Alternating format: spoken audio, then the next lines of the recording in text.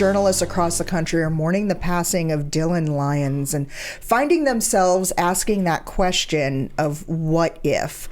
Dylan Lyons died last Wednesday, gunned down along with photojournalist Jesse Walden. They were covering another shooting in Orlando for the local cable outlet Spectrum 13. The 19-year-old charged in this incident is accused of running up to their news car and having opened fire. And this is a horrific story. And unfortunately, it's one that we're talking about more and more often. Most recently, it was the story of Jeff German in Las Vegas. About 8 years ago, Allison Parker and Adam Ward in Roanoke, Virginia. Let's talk about processing this, because we tend to have emotional walls that we put up and barriers when we're covering like this incident in Orlando. It was about a shooting that involved a little girl.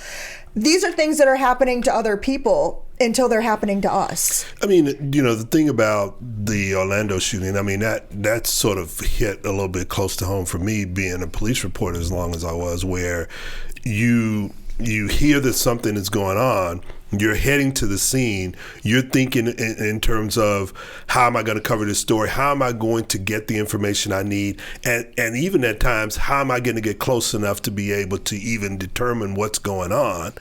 So that you're in this adrenaline rush, and you're not really, to be honest, you're not really thinking about your own safety. You're thinking more about the story and how you're going to get that story and who all you need to talk to.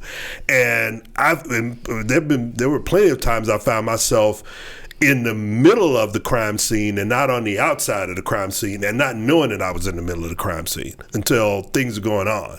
You know, officer-involved shooting, you're sitting in the middle of a crime, two crime scenes, and you find yourself at the crime scene where the police are about to actually apprehend the person, and there's gunfire going on, and there's gunfire going on around you. And that's where I think this is. And so now talking about processing that, how does not only the news organization itself process that to make sure that it doesn't happen again, but what about the other reporters who are also still having to go out and not only cover this particular story, but go and cover other stories? That's hard. That is really hard. And I know that newsroom is really going through a lot right now. Yeah, I think Ernest said it really well. I think journalists do dangerous things. It's a dangerous business, and journalists are first responders. And sometimes we're less prepared for that than the other kinds of first responders we think of. So I think newsrooms are thinking more about this now than before. We certainly talk about it in our journalism classes. I think the best thing, there is a great camaraderie in newsrooms that I think is kind of a built-in support system. Unfortunately, we're not all working in newsrooms as much as we used to post-COVID, but I think support from colleagues, sometimes that's the best kind of support. And I know there are groups now of journalists who have been through traumatic incidents who actively seek out others and provide that support. And I think that's really important, because talking to someone who understands your business and understands your passion for it and understands why you'd be willing to take those risks and has been there it's just an important thing for people who need to process to get that out. And I do think that, you know, newsrooms and news organizations are providing more mental health support now. I know in light of everything that's gone on. I mean, going all the way back to 9/11, I can tell you that when I covered the uprisings that happened after Rodney King in Los Angeles, there wasn't anything like that. And I spent literally 4 days in the zone where all this was going on, and then I got out, and it took a couple of days to sort of process exactly what you were in. But there's no, you know, other than me and the photographer who I was with, we were the only two that really talked about it. But we talked to other reporters around the country who were also in there. But there wasn't anything set up by the company itself to deal with that. Yeah, and huge shout out to the Dart Center for Journalism and Trauma, which actively programs for this, and I know from experience will reach out to journalists who have had traumatic experiences and help counsel them. Yeah. It's a great resource. And you have that now. I mean, the fact that we have instant communication with reporters all over, that helps now. I mean, that wasn't there. You have companies who have set up counseling and made sure that their employees are taking advantage of that.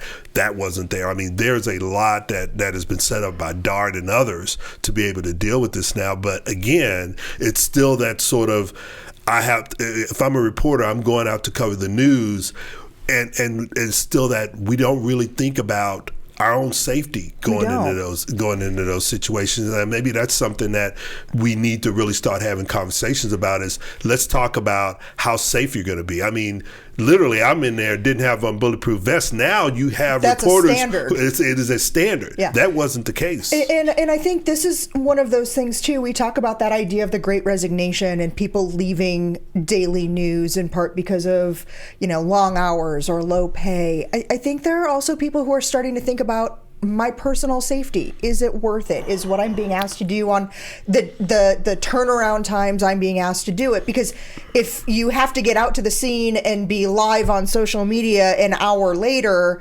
with from the time you're leaving the station or assigned it, you're not having the time to think through the safety aspects. You're just running and going. Well, and I'll just say it doesn't make a hard job any easier when you're being publicly attacked by major public figures, and which rhetoric possibly seeds some of these attacks.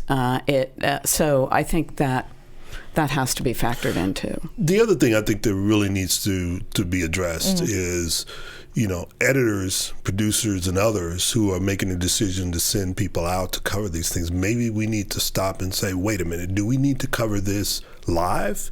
Do we need to cover this right now?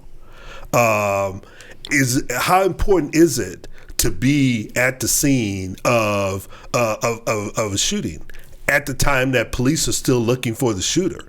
It's not. And I say that as the producer who would send people and know that I needed to have something to lead my show. That does not have to be that story. And oftentimes, again, I talk about this a lot in my classes and with others, is we as journalists, we as a profession need to stop and think about the norms we practice, how we do what we do, and how to change that so that we can deal with issues that could possibly cause a reporter to be shot and killed as an instance, or just the normal everyday trauma that journalists go through in covering these things. I mean, our practices sometimes lead to these issues, and we aren't addressing those.